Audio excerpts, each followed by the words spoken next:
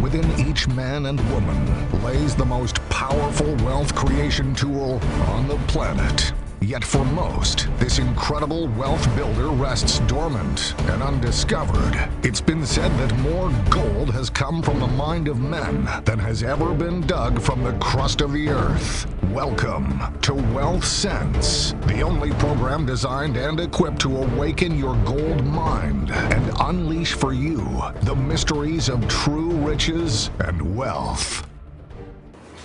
Hello there, I'm Philip Judge, and thanks for joining me from our international headquarters of the company Unique.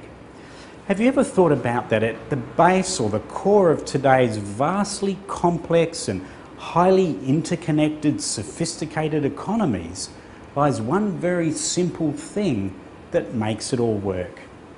It's in fact incredible to me to realise that people will use this simple thing every day but have no understanding as to what it is.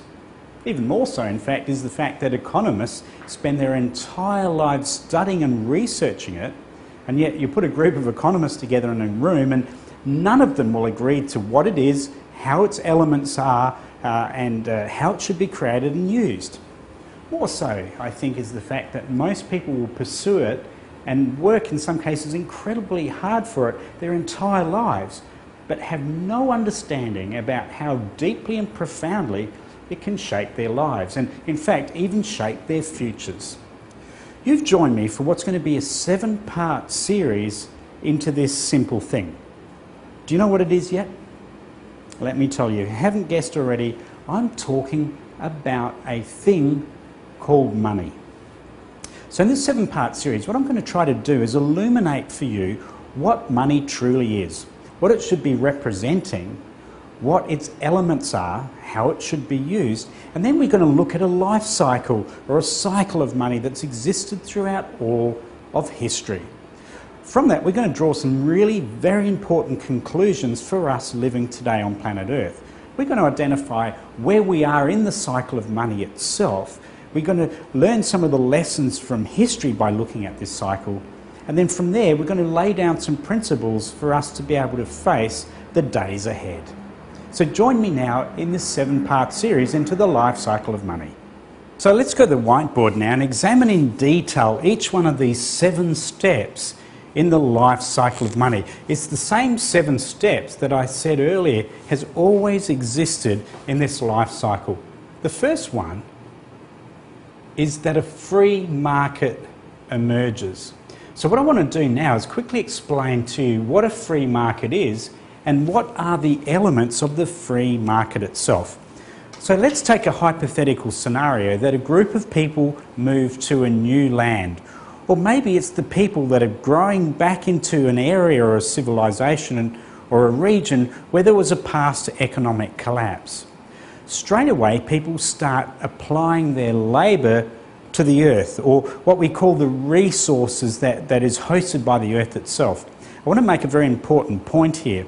And that's this, that all wealth is produced as a result of men and women applying their labour to natural resources. All wealth throughout all of history has always come about through the application of our labour to the natural resources that already exist in planet Earth itself.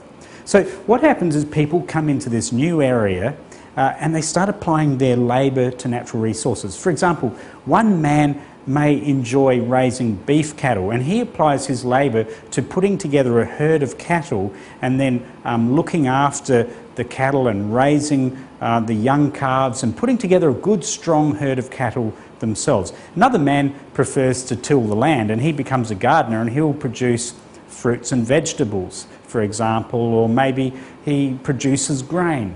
Another man may be a beekeeper, and yet a 4th person starts applying their labour to timber. In other words, they enjoy being a lumberman and they become very good at their skill or their art, their craft. And so what he does is he fells trees and then he planes that wood into pieces of timber, which of course is very, very valuable.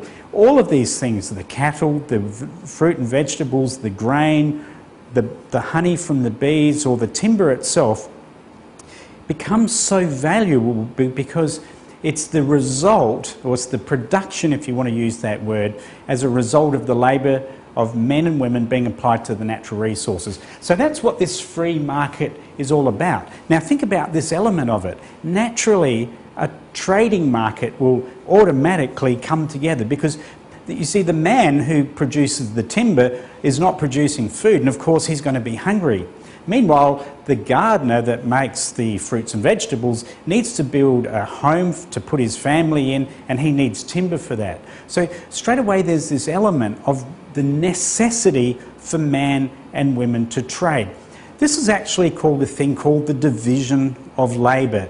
Division of labour simply means that I enjoy one form of putting my labour towards the natural resources around me, while the next man prefers putting his labour into something else. But all of us are producing wealth, not only for us as individuals, but in fact for the entire society that is beginning to emerge. The harder we work as a community, the greater the wealth that is being produced within this free market economy itself. So what we've got now here is the developing of wealth within the community that is being traded one with another as we produce, or I should say as we trade the results of our labour, my production, I trade with the next person to sell him what I've produced and to buy something of which he's produced. This is in fact called a barter of exchange economy. In other words, what we're doing is we're bartering for the exchanging of the goods and services that represents the wealth of the free market itself. So again, number one in this 7-step monetary cycle is that a free market has naturally emerged as people have gone about and applied their labour to the natural resources that planet Earth so generously has given us.